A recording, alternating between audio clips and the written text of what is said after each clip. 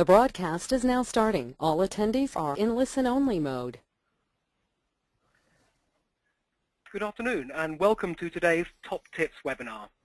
My name is James Evely and I'm the editor of In Publishing. The format of the webinar is very straightforward. Peter will make a 20-minute presentation which will be followed by a 10-minute Q&A. To take part in the Q&A, simply type your question into the panel in front of you at any time. I will then collate the questions and put as many of them as possible to Peter after his presentation. So without further ado, I'd like to hand you straight over to Peter Houston.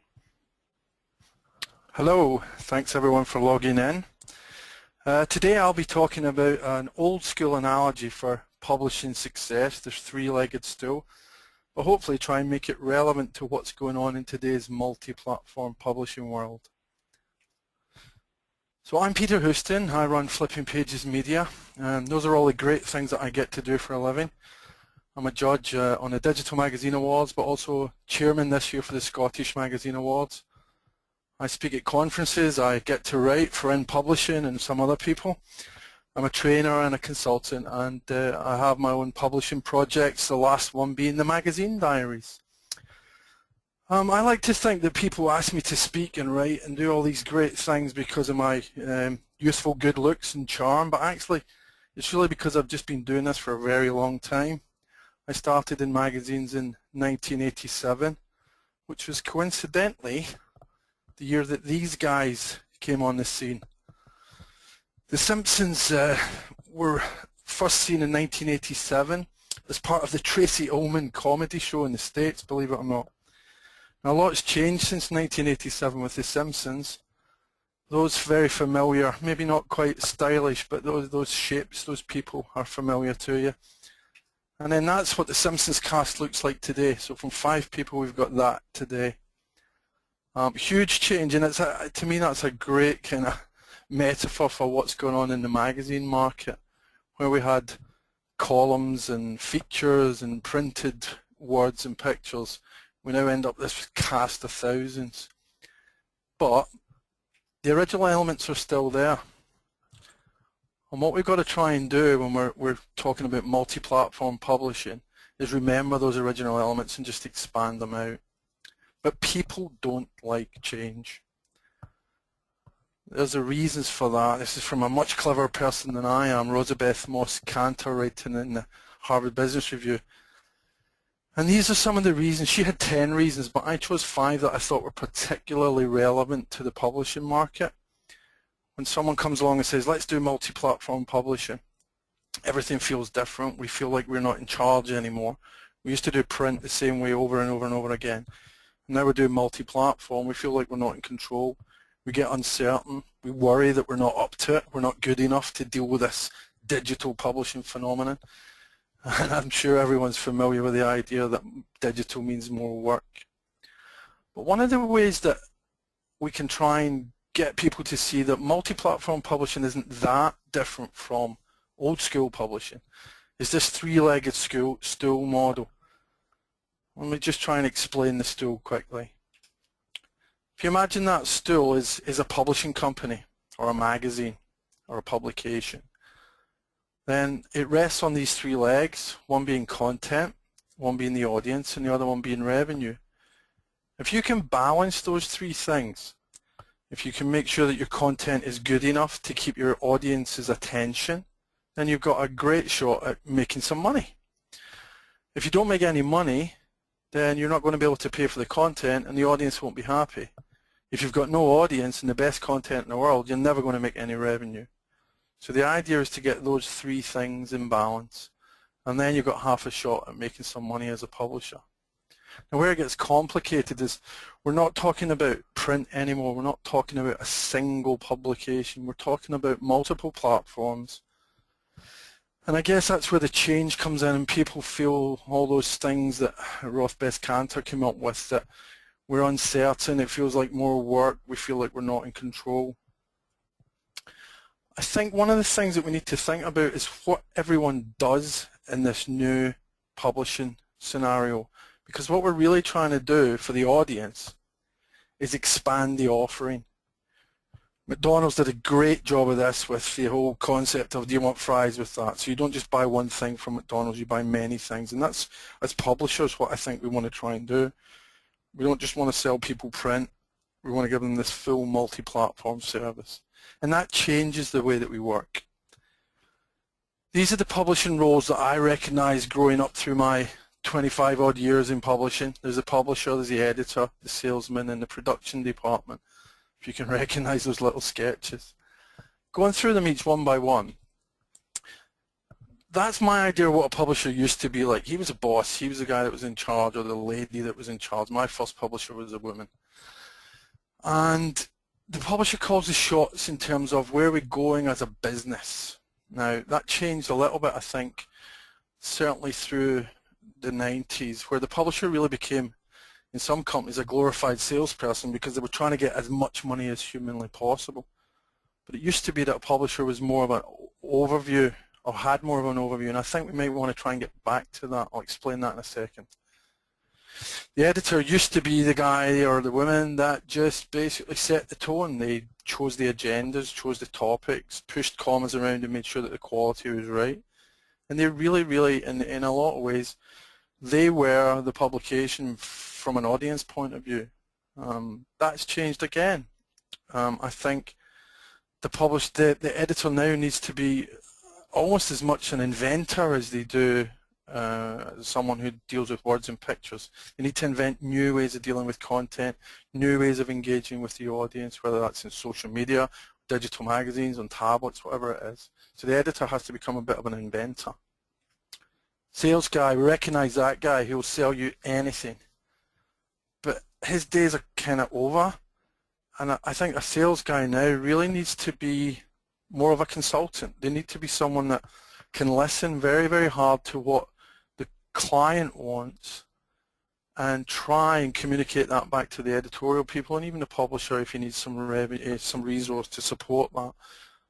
And then the last one, production. I've got a robot here representing the production people. Apologies to any production people on the line. But production really used to be quite a robotic task. They used to do what they were told pretty much. Not anymore. That has totally changed. Production people have really become technologists. I was sat in an office yesterday where the guy who heads up the design was having a conversation with one of the designers about the different form factors on the iPhone because of the new iPhone 6 announcement. That's not colouring in anymore. That's very different. So all these roles have to come together, and what they're really coming together in is a collaboration with maybe the publisher holding the whole thing together, setting the tone, leading the direction, but very much making sure that everyone else plays a part, that the sales guys are listening to their clients, that the editorial guys are listening to the audience, and that the production people have the technology and the resources to support all that. So that the days of the silo, if you like, magazine roles, publishing roles in silos are totally gone. And we're looking really now at a collaborative endeavour. Everyone knows that phrase. Now, I'm here today to tell you that it is utter nonsense. Content is not king. Content is maybe part of that whole solution in terms of who's in charge here and all that, but content isn't king on its own. Content that gets attention maybe is king. Because if we don't get the attention, remember back to the stool, if we haven't got attention for content, we've got no chance of making any revenue. But actually, the whole story, content that gets attention and generates revenue is king. There's no point in creating content in a vacuum. Could it be the best content in the world? But if it's not actually getting people's attention and you're not monetizing it, then what's the point? Here's the difficult part in the digital world that we all live in. Competition for that attention is very fierce. You know, think of this guy, he comes up with his song and the dance and gets 2 billion YouTube views. And I remember seeing something from one of the guys that was involved in developing the UX for a dentist publication called Evo. And he said that competition for magazines these days isn't just other magazines, it's anything. It could be Angry Birds or it could be Gangnam Style with Psy or whatever it is. And that idea that you're competing in this digital ecosystem, I think, is very, very real. You have to think about that. Not that everyone should be producing dance videos for the magazines, but everyone should be aware that it's not just the traditional competition that they're dealing with. This presentation, I talk about this quite a lot, but I won't go into any detail today, but if you get a chance, look at Death to Bullshit by Brad Frost. You can search for it on SlideShare. Actually, there's a link to a Vimeo video that he does where he presents, and it's just really interesting because one of the things that comes out of the video or the presentation that Brad does is just shows you the absolute scale of information that goes to make up that competition. Whether it's the billions of photographs that are uploaded to Facebook or the hours and hours and hours of video that's uploaded every second to YouTube, just the scale of that competition. Now, one of the things that Brad talks about is Sturgeon's law. 90% of everything is crap, said Theodore Sturgeon. He was a science fiction writer who got very fed up being told that all science fiction was crap. And he said, well, wait a minute. Any creative endeavor, any human endeavor to make something, 90% of it is crap, whether it's TV or books or music. And actually, that crap is in the eye of the beholder, so 10% of people love stuff because that's what they're interested in. And that idea of targeting that 10%, because you can't convert everyone else to all the stuff that you've got, but targeting that 10% becomes very, very important. And that's where I think in magazine publishing, this membership model that people are talking about, people are developing, is really, really coming to the fore. And I think that's another way of looking at how you can balance that stool. Because if you can get the audience and make them feel like they belong, make them feel like they're very, very special and no one belongs there more than they do, then you're halfway to trying to keep their attention for your content or whatever, but also to monetize that attention. One example recently is Slate Plus. Slate was a magazine that was started by Microsoft as a way to prove that they cared about the internet, and then of course they sold it off, so everyone wonders, did they really care about the internet? But anyway, Slate is an online magazine, and they've recently introduced a $50 a year subscription where you become a member. And by being a member, you get all sorts of benefits, like you can talk to their journalists, you get podcasts, you get specially formatted content, and you get this special edition mug, which for $50 maybe doesn't seem a lot, but people feel like they belong. And there's lots of other publishers trying this membership model. The point for me in this is not really the mechanism. The point is the attitude that it brings. We want our audience to really, really feel like they belong, that they're part of a club, and that they're willing ultimately, hopefully, to pay to belong to that club, because then we're looking at monetizing the audience and creating revenue from multiple sources, not just from advertising or subscriptions that we had in the past with print. The other thing that's changing here, I think, in terms of creating revenue or generating revenue is the advertising model. I've written on this slide, anyone can sell space. That's patently nonsense. I tried selling space in the 90s and I was really, really bad at it. But any publication can go out there and sell advertising, and that's partly why digitally at least the value for space is just so low. So what I think has happened now is that people are looking for more interesting ways to generate revenue from sponsorship, getting people engaged on a different level rather than just selling them a banner ad or even a bundle which is print and a banner tied together. And just one example of this, the Sports Illustrated swimsuit issue for 2014. I've not got time today to go into all the things that they did, but the actual number of different ways that they generated revenue from sponsors from this one publication is just phenomenal.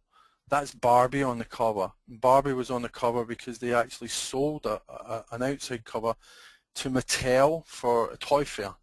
So rather than having a swimsuit model on there, they put Barbie on. And they had Barbie doing all sorts of social media, and the Barbie on the catwalk, and Pinterest images and Instagram images and all sorts of stuff.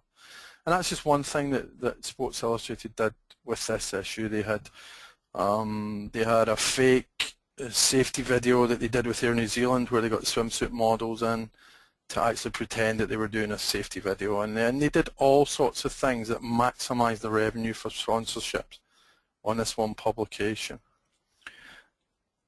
This is a quote from a guy who works at BuzzFeed, Scott Lamb, and he talks about the board network. BuzzFeed's success being tapping into the board network. People that are bored at home, bored at work, bored standing in line. And what he said is, to the bored consumer, content marketing or advertising that is wrapped as content can seem like a gift from the advertiser. And I'd broaden that out. There's an opportunity with digital that we maybe didn't have in print to actually start using all sorts of technologies and all sorts of formats to make advertising interesting to the consumer. That's not to say that native advertising or content marketing or whatever should come in and crush the editorial quality and content rules that we've had in place forever, but there is an opportunity to do some different kinds of stuff there that will do more to help us balance the revenue leg of this stool than just selling space. So how do you stop the stool falling over? How do you not spend all your money on your content or not make enough revenue in multi-platform spaces to actually stop that stool falling over? Well, really for me, it's a question of joining the dots. You know, think back to that publisher role. This doesn't need to be a publisher, it could be anyone, but the idea is to make sure that all these different platforms are working together. They're all supporting each other. If anyone can't join the dots there, that's a unicorn. I'll talk about that in a second. Here's just an example. I'm doing some work with Team Rock on their classic rock title and their Metal Hammer title. One of the things that we're working on is the idea that joining the dots is about what does the audience see. So if you think of the traditional print publishing schedule, it's a flat line. We've got a print product right in the middle, it goes on a newsstand or it goes sent out to subscribers, and not much happens round about that. These days with multi-platform, that flat line can look like that. We're using social media, and we're using digital magazines, we're using mobile on the phone, whatever it is, to actually fill the gaps there, to join the dots between our different publishing activities and reach the audience all the way through what used to be a monthly cycle. Okay, so some commandments to wrap things up, and as you know, if you've heard me speaking before, there are no commandments. There's just some interesting ideas to make you think. My big thing is always start with your success. Don't try and be Condé Nast or Time or whoever's doing it well or BuzzFeed, whoever. Start where you're at. What does your audience want? What does your audience need? What will your advertisers actually pay money for, your sponsors pay money for? And what kind of content have you got? How does it work in your industries? And then think way beyond the page. Don't think, well, how can I take what I've got on this page and make it digital or make it multi-platform? Think, how can I take this content and distribute it in many, many different ways that the page is just part of? And planning digital alongside print is something that surprisingly few people do. I don't know how many people on the line have a social media calendar, but I come across a lot of people that just don't. And that's people that have an awesome print production schedule. So those habits that we had for print, they need to be taken right across to the digital operation, the multi-platform operations. Waste nothing in terms of content. You may have seen me talk about the pig of content, where we try and use everything but the oink, research or social media interaction or blogs or whatever. Everything is content. So waste nothing and make sure that that heartbeat is not approaching the flat line. Joining all the dots means join all the platforms together. Make sure that they all reference each other. Make sure that they all keep moving. Choosing a platform depends on your audience, so don't go in with any preconceptions as to what's going to work, but check and see what works for your audience. There's no point in being in a platform that your audience doesn't care about. Experimentation and cooperation are huge. Cooperation internally, but also externally. Try working with other people. There may be people that are non-competitive that you can work with, and some technology companies that you work with. And that can really introduce you to new areas that you can bring in more revenue or different audiences that will help you balance that stool. Don't be shy of stealing other people's ideas. You don't want to be Condé Nast, but Condé Nast might have a great idea. The Big Issue might have a great idea. The B2B company around the corner might have a great idea. So there's no shame in stealing that. It's all about developing these ideas into your own business. And pay attention to the numbers. There's no point in doing any of this unless you're, as I try and explain it, there's a few things that you care about. One is getting profit. If you don't have any profit, then you want to get revenue. If you don't have any revenue, then you at least want to be driving traffic. If you're not driving traffic, then at least you want people talking about you. And if people aren't talking about you in your industry, then at least you want to be learning things that you can use in the future.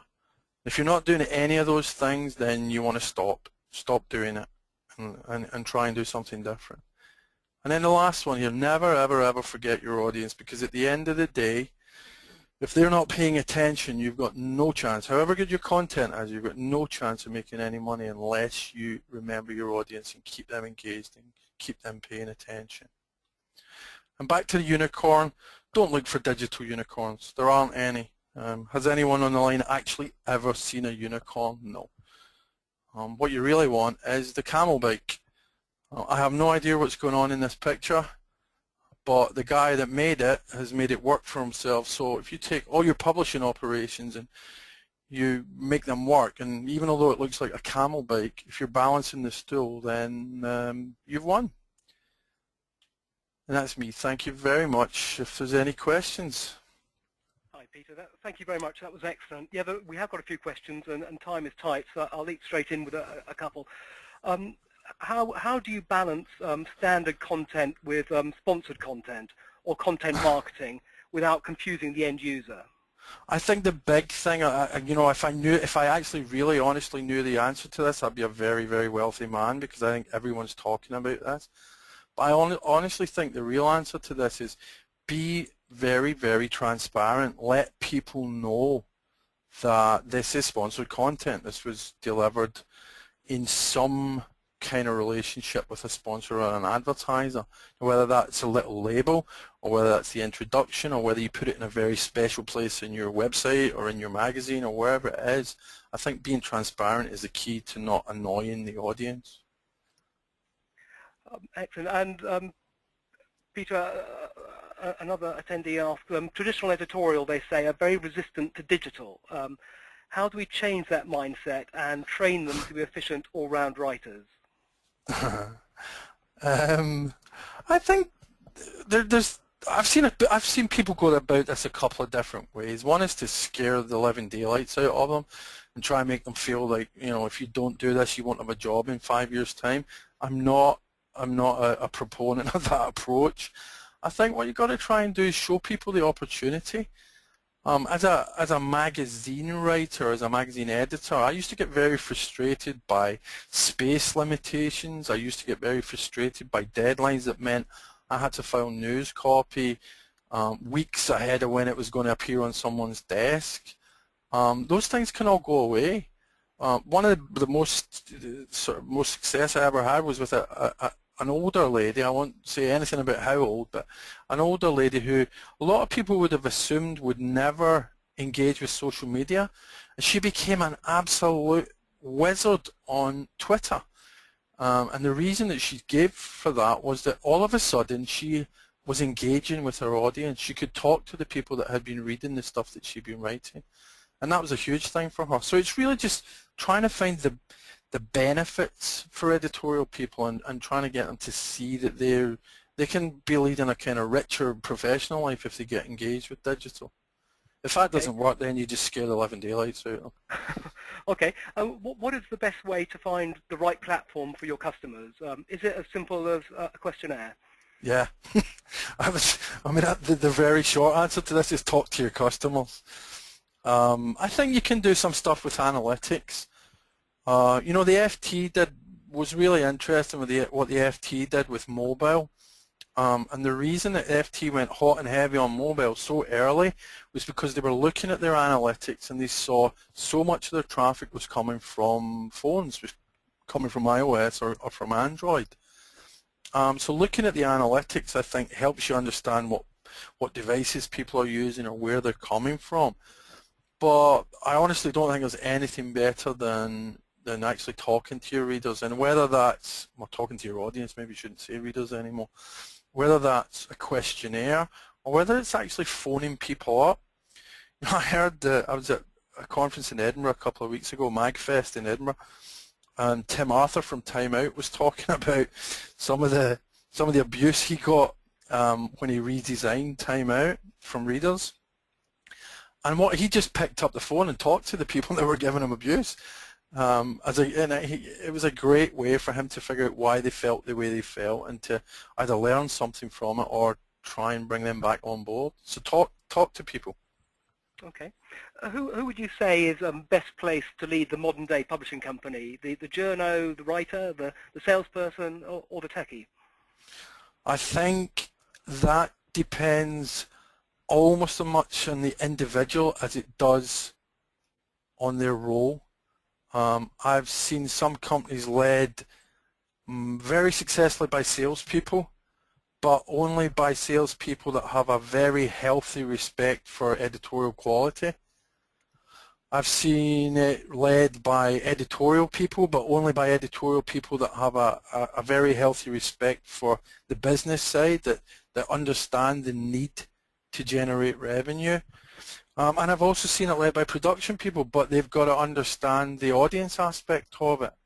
It's not just a process. It's like you actually have a customer out there. So I don't think it's about the role. I think it's about that understanding of the collaborative nature of what we're trying to achieve.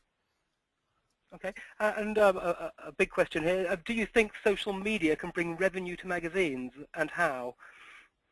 Not directly, but, well, I have one example of it bringing it directly, and that was a newsletter that was started out of a LinkedIn group, and I can't remember the name of it. That's really, really bad. But it was guys, Covered Bond Report it's called, and they started a couple of years ago. They started a newsletter specifically for the Scandinavian market because they had so many people on their LinkedIn group from Scandinavia. That, I guess that's indirectly also. I think the point with social media is that it can bring you attention, it can engage your audience and bring people to you and keep them with you.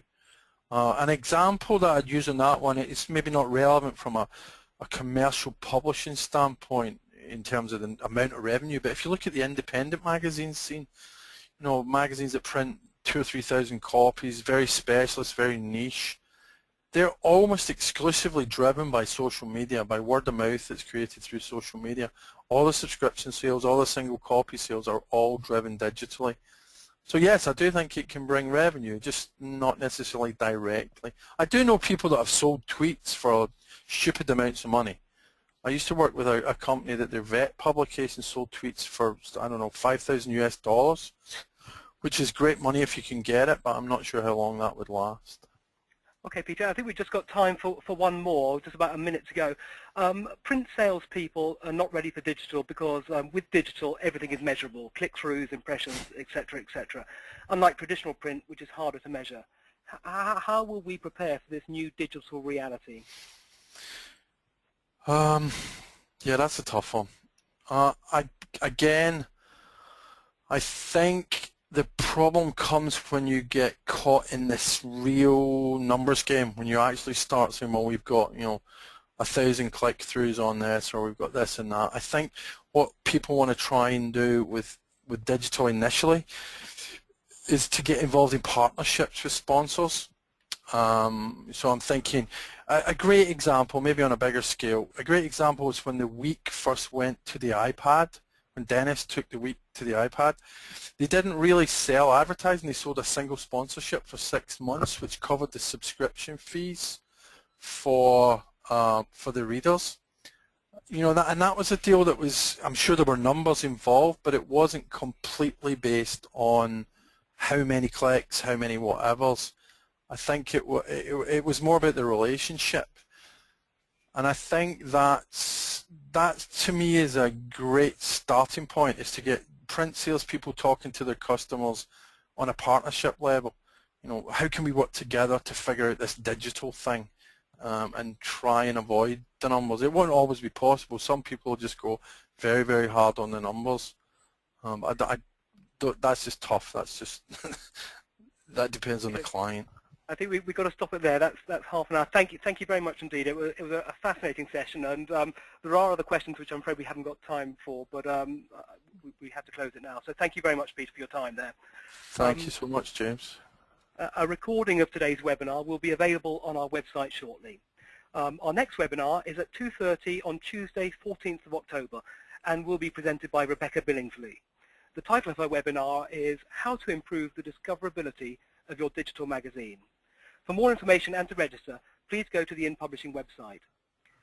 If you have any thoughts or feedback on any aspect of today's webinar, or indeed suggestions about future webinars, then please do email me. All feedback is very welcome and helpful.